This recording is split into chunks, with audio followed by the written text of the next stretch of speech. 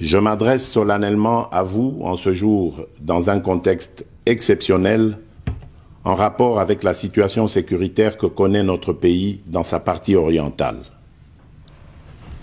Ce contexte d'agression et d'occupation des territoires dans le Nord Kivu est perpétré par le groupe terroriste dit du M23 avec l'appui avéré en hommes et en logistique du Rwanda. Au moment où je fais cette adresse, nos agresseurs occupent certaines localités dans le territoire de Rutshuru, occasionnant ainsi un drame humanitaire avec plus de 200 000 compatriotes forcés de fuir les affres terroristes dans les zones de combat. Ils se retrouvent en dehors de chez eux, sans logis, sans nourriture et sans soins. Des instructions précises ont été données au gouvernement pour leur rassemblement et leur prise en charge. Au-delà de ces efforts, j'en appelle à un élan général de solidarité pour alléger leur fardeau. Certes, cette situation n'est pas nouvelle. En effet, depuis plusieurs décennies, des groupes armés nationaux et étrangers écument l'est de notre pays en y commettant des atrocités innombrables sur fond d'exploitation illégale de nos ressources naturelles. C'est ainsi qu'à l'occasion de mon avènement, j'avais été amené à prendre l'engagement devant la nation de rétablir au cours de mon mandat la paix et la sécurité là où elles sont compromises et de les consolider là où elles existent. Sitôt dit, sitôt fait, j'ai sans délai et de bonne foi commencé à développer, notamment avec tous nos 9 pays voisins, une diplomatie de proximité en vue d'établir avec eux des relations de coopération franches, transparentes et de caractère gagnant-gagnant. Avec l'Ouganda, par exemple, nous sommes allés jusqu'à décider de mutualiser nos forces armées afin de combattre ensemble la nébuleuse des ADF, une milice d'origine ougandaise qui cependant n'opère que dans le Nord Kivu. Et aussi, nous avons lancé 2 projets de construction de routes transnationales. Avec le Rwanda, un mémorandum d'entente a été signé dans le commerce de l'or avec une entreprise nationale. Une ligne aérienne a été ouverte à la compagnie nationale rwandaise dans notre pays et un accord de non-double taxation a été signé. Malgré cela, ce pays va nous surprendre en réactivant les terroristes du M23. Alors qu'il avait été défait par les armes en 2013, le M23 va refaire surface en prenant notre armée à court, notamment à Bunagana, cité qu'il occupe depuis le 13 juin 2022. En effet, sous la fallacieuse accusation de soutien des FARDC au FDLR, le Rwanda a en réalité des velléités expansionnistes, avec comme intérêt principal l'appropriation de nos minerais, et pour ce faire, il s'active à déstabiliser l'Est du Congo pour créer une zone de non-droit en vue d'assouvir ses appétits criminels. Pour faire face à cette situation, 2 options s'offraient à nous, la diplomatie ou la guerre. J'ai résolu de privilégier la première option, quitte à en venir à la seconde, faute de résultats. L'option diplomatique a donc été mise en œuvre.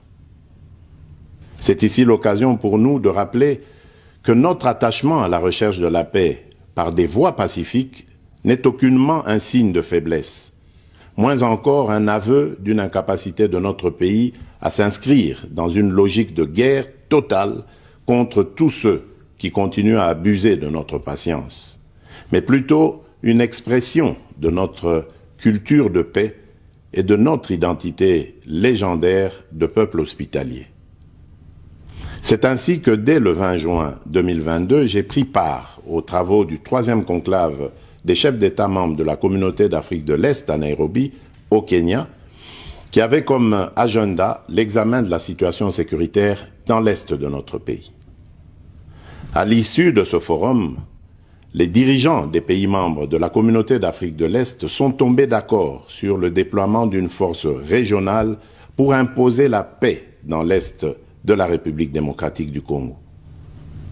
Le sommet a appelé à une cessation immédiate de toutes les hostilités à l'est de notre pays et a demandé à tous les groupes armés, tant étrangers que locaux, à déposer les armes immédiatement et sans condition et à s'engager dans le processus politique. Le 6 juillet 2022, j'ai accepté de rencontrer à nouveau le président du Rwanda, cette fois à Luanda, sous l'égide du président João Lourenço, sous couvert de la Conférence internationale des régions des Grands Lacs africains, la CIRGL. Il en est sorti une feuille de route qui stipule entre autres objectifs normaliser les relations politiques et diplomatiques entre la République démocratique du Congo et le Rwanda. Et pour y parvenir, la première action retenue, arrêt des hostilités et retrait du M23 des positions occupées conformément au communiqué final de Nairobi. Une fois de plus, aucune avancée sur le terrain de la paix attendue par notre population n'a été observée. La dernière activité diplomatique en date a été la rencontre avec le président Paul Kagame autour du président français Emmanuel Macron et à l'initiative de ce dernier, en marge de l'Assemblée générale des Nations unies à New York. Ici également, pour l'essentiel, il a été acté le principe d'un cessez-le-feu immédiat et du retrait inconditionnel du M23 des positions qu'il occupe, toujours sans résultat tangible sur le terrain. Mes chers compatriotes, comme vous pouvez le constater, malgré notre investissement et les efforts fournis dans cette optique, la paix et la sécurité ne sont pas au rendez-vous. Garant de l'indépendance, de l'unité nationale et de l'intégrité territoriale, je réitère mon engagement constitutionnel de défendre la patrie jusqu'au sacrifice suprême. Mes très chers compatriotes, ne doutons jamais qu'ensemble réfléchis et engagés, nous puissions changer le monde. À vous, nos vaillants soldats, vous qui avez pris l'engagement de servir sous le drapeau, je vous invite ici au sens élevé du patriotisme en ce temps particulièrement exceptionnel de notre histoire, de défendre notre pays, de protéger l'intégrité de son territoire et d'assurer la sécurité des Congolaises et des Congolais contre toute agression ou attaque d'où qu'elle vienne. À vous, mes très chers compatriotes, la guerre qui nous est imposée par nos voisins exige de chacun de nous des sacrifices. C'est le moment de taire nos divergences politiques pour défendre tous rassemblés notre mère patrie.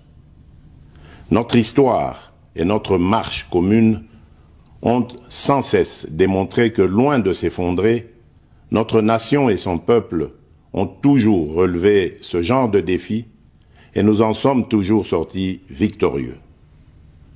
Restons tous unis et solidaires derrière nos forces de défense et de sécurité. La situation actuelle, loin de nous affecter, n'est qu'une épreuve de plus que nous allons surmonter pour raffermir davantage notre unité.